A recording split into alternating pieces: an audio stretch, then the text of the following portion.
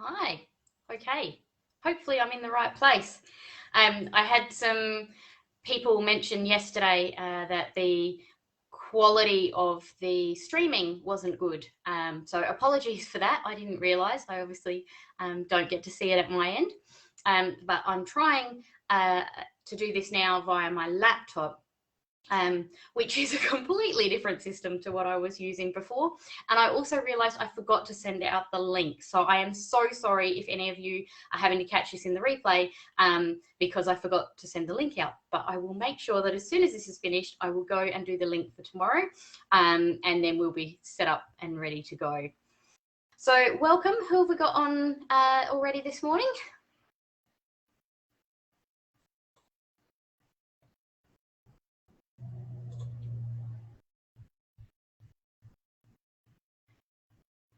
All right. If you can post in the comments and just say hi, just so I can make sure that this is working the way it's meant to be and that you can hear me okay and things. We've got a severe weather warning for today, if we're going to talk about the weather this morning. So it's beautiful outside at the moment. It's actually quite warm. Yeah, but by about 2 this afternoon, we're expecting things to get a little bit hairy. So hi, Judith. Thanks for joining us. So yeah, that'll be very interesting to see how that goes because they're talking 125k an hour winds. G'day, plugger. And also large hail. So I'm thinking I might go and put the car actually into the garage rather than just in the carport and look after things that way. All right. So, yep, as I said, sorry if you're having to catch this on the replay or you're only just finding me, but I will get started and obviously you can catch up at any time and I'll do a better job of this tomorrow. Okay, so the last 2 days, we've done the intro to body language and what body language actually is and why it's important. We have done the establishing baseline. And so the fact that you need to have a read on what normal behaviors are for that person before you jump into trying to get a read on what it is that their body language is telling you. Actually, just a really quick aside, I'm going to put this up on TikTok and the main Facebook group later on today. But I did do a review of Cleo's parents. So she's the little girl who's missing in WA. And I've had a few people ask me to have a look at their body language during the interviews that they've done so far. A couple of you had some concerns. I've had a look.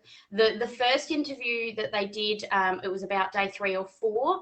They are so traumatized that you can't get a proper read from them. They're also, you think about being in front of a camera and a news crew in a normal situation without being traumatized, you're going to be nervous and uncomfortable and giving out strange cues. Add to that the trauma that they are going through. That interview, I wasn't able to find anything to really get a read on.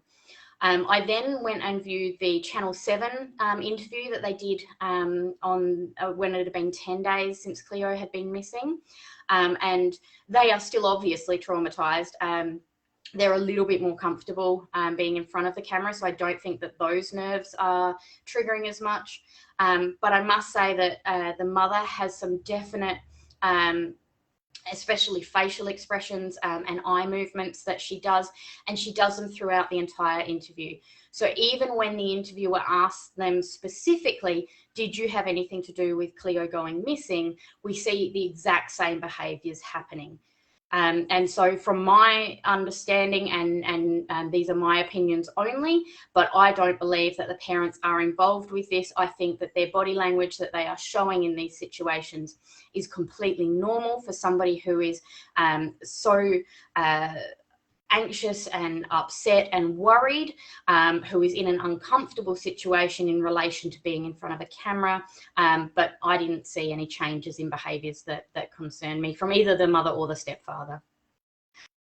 Hopefully somebody knows something and lets the police know soon, because it is such a...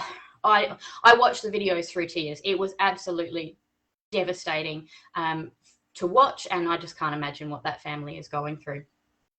So that was a little bit of establishing baseline happening in real life.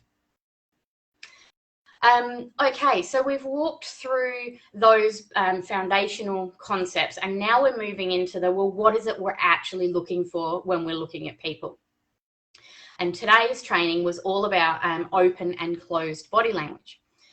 So as I mentioned in the training, when you're actually looking at a person and reading body language in a normal situation, you know, it's normal day-to-day life, you're not going to be going, most of the time, sometimes you do, most of the time you're not going to be going, oh, what does that trigger mean? Oh, what does that signal mean? Oh, what's that cue?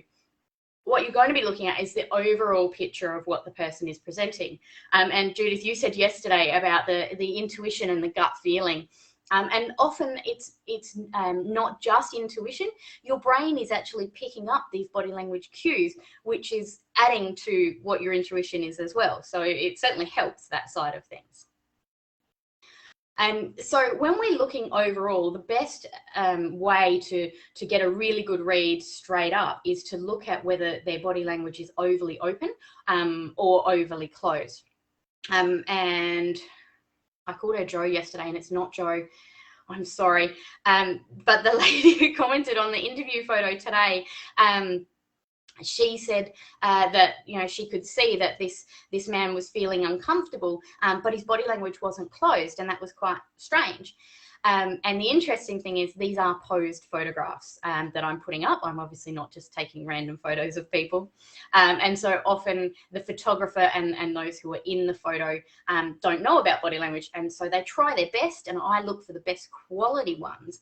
But certainly, yeah, I would expect to see much more closed body language for somebody who is looking so nervous if it is an interview situation that they're in. And so, yeah, that was a really great pickup.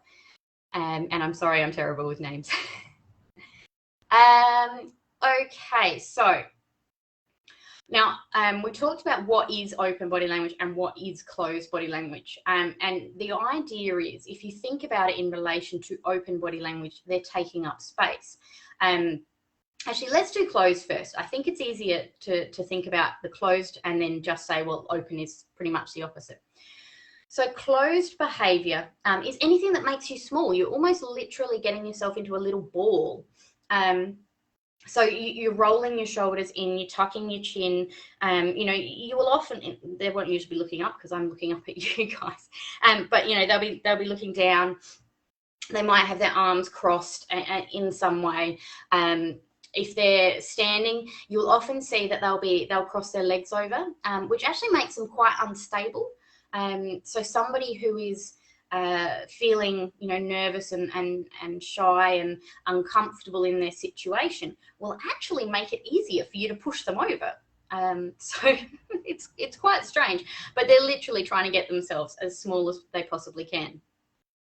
And part of this is they're protecting themselves from, you know, the big bad world, whatever it is that's making them feel that way.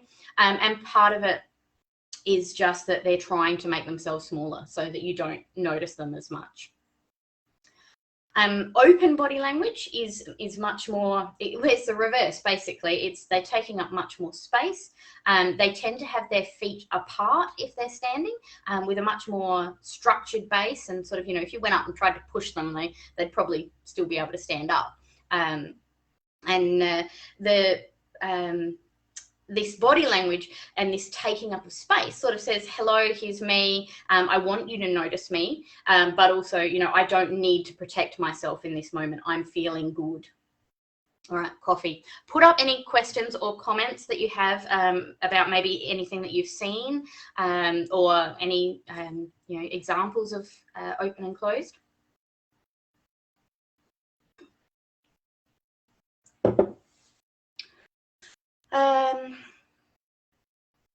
All right, what else did I want to talk about in relation to that side of things?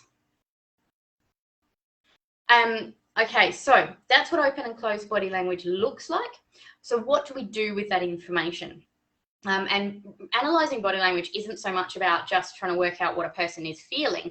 It's also about trying to work out what do we do? Like how do we interact with this person based on that information that we're finding out?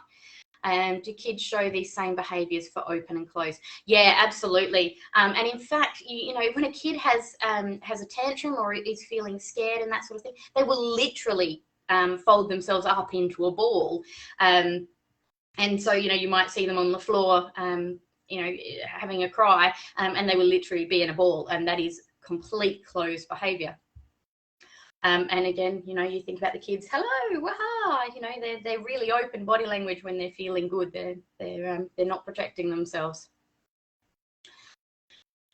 So if you see somebody who is showing closed body language, you need to approach them in a slightly different way to if they were showing open body language. Now, you might not know what is causing the closed body language. You might have only just arrived and you see them like this, or, you know, you might think that it's over, you know, the fact that their manager just told them off at work, but actually, you know, their husband's just told them that they're leaving.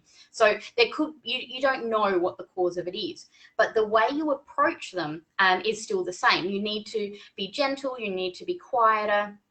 You know, if it's appropriate, you can probe about how they're feeling and why. If it's not appropriate, you know, you don't know them well enough, or it's, you know, there's no time to sit down and actually have that conversation. You can just be there for them, be gentle with them. I lost my train of thought there, sorry. So yeah, if you don't know them overly well and you don't want to probe into what the issues are, then the topics of conversation that you do come up with, they need to just be really high level, you know, the small talk kind of things that they can engage in without having to apply too much mental capacity to the conversation. You might be able to, you know, if they're showing just smaller signs of closed body language, you might be able to work in some humor and those sort of things to try and make them feel a little bit better. But yeah, obviously every situation is different. But if you see that, you know, pay attention to it and think about how you're going to interact based on that knowledge. Now, if it's open body language that you're seeing, then you can, you know, you can be much more jovial with them. You can tell them the jokes, you can, you know, high five them, you can do all of those things because you can tell that they're feeling really positive. Now, one of the things that you need to be cautious of is that you don't want to bring that person down. So if you have something that's not great going on in your life, and they are your support person and you need to talk about it, then that is fine. You go in there and you talk about it to them. But if it's just somebody you know and you can see they're having a great time, and you know what, you've just spent 15 minutes looking for your car keys and you're having a bit of a crap time, maybe don't bring them down to your level. Maybe let them, maybe even bring you up. So you just need to be really careful in these situations of always being the one who has negative things. So sorry, I'm tying two things in together here. Don't always tell people the negatives. You might be having a really rough time, and it is absolutely fine to be sharing this with everybody. But if every day of your life is a bad day, then you need to be thinking about what you're doing and what's causing that, rather than just spending every day complaining to everybody around you. And especially not complaining to those who are showing closed body language, because they don't want to take on your side of things as well as their own. So I hope that makes a bit of sense to you, but we just need to think about how often we are being the sad sap with the closed body language ourselves. Okay, where am I up to? So you might have seen the little diagram that I showed in both the email and the Facebook post. And it was of a person who was thinking to themselves, I feel really good, so I'm going to stand in open body language. Now, we don't actually have the thought, I'm going to stand in open body language, but our brain tells our body how to position itself. And in most cases, if we're feeling good, then it's open body language that we're feeling. But the really great thing is that our body then tells our brain, hey, standing like this makes me feel really good. And so our brain goes, I feel really good, I'm going to stand like this. And it's a feedback loop. So it actually improves things no end. It also works the other way as well. I'm feeling bad, so I'm going to go like this. Going like that makes me feel bad, so therefore I'm going to go like this. And so what happens with that cycle is that we can actually either increase it and make ourselves feel more positive, or we can increase it and make ourselves feel more negative. You might have heard of inlcuding. She has a viral TED talk about the power posing. And in there, she talks about how standing with confidence makes you feel more confident. Now, it's worthwhile actually going and reading the description that she has underneath it, because she talks in there about the fact that it isn't just about standing with your hands on your hips and being confident, but there is a much bigger message in there. And it's a fantastic video, and it's a really useful tool. So I recommend that. Her name's inlcuding. I'll link it afterwards. I'll make a note for myself. So, yeah, we do these things, which then increases the way that we feel, which is fantastic. But when we're applying this to other people, we can actually make them, we can help them to either get out of the closed body position that they're in, or at least try and break that cycle a little bit for them. So we might not be able to solve their problems or make them feel better, you know, just because of the fact that the issue that they're dealing with is something that we can't help with, but at least we can try and make them feel better. So I gave the example of giving someone a cup of tea. You know, if somebody's sitting there with their arms crossed and you hand them a cup of tea, they're going to have to uncross those arms to be able to drink the cup of tea. So I think the English are onto something. You know, everything goes horribly wrong and they give everybody a cup of tea. Well, maybe there's a reason for that, and it's not just the tea itself. Another thing is, you know, you can just ask them to hand you something, anything that gets them to uncross their arms.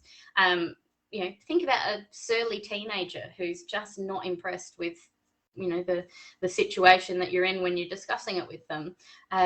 Getting them to uncross their arms is really going to at least get them to get out of that loop, even if there's nothing more than that, just to get out of that loop.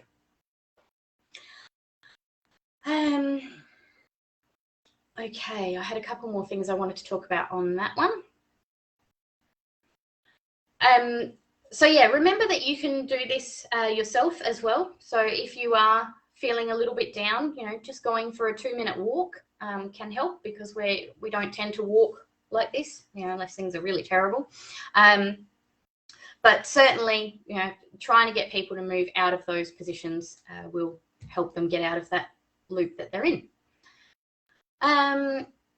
All right, so the homework task for today. No, before we move into that, are there any other questions about any of the open and closed things that I've just talked about?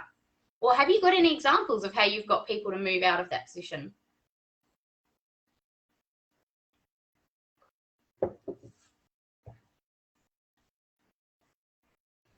And those of you watching on the replay, you can certainly put your comments in below. I'm still around every day reading your comments, and so I'm happy to answer or even respond. If you've found a way to get somebody to move, then you get a gold star.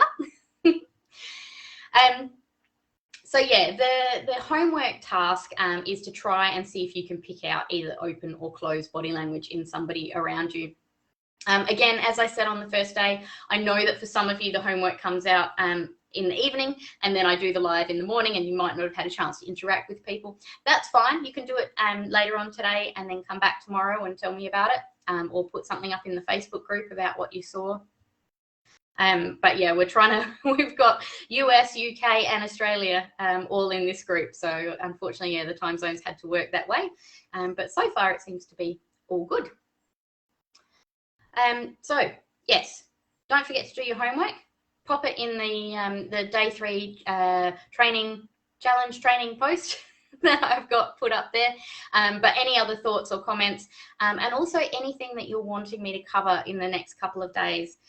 So tomorrow we're looking at arms and hands and facial expressions, and then Saturday, no, I think we're doing arms and hands tomorrow, and then Saturday we're doing facial expressions and feet and legs. That's Saturday my time, Friday for US and UK. So I'm keen to know what it is that you're looking into. I did see, Judith, you've commented about the feet in the interview picture, so I'll use that one as a bit of an example. But yeah, certainly make sure that this is tailored to what it is that you're wanting to learn about. So let me know. Otherwise, that's it for today. Thank you very much for joining me. And I can't wait to answer your questions in the Facebook group. Thanks, guys. Bye.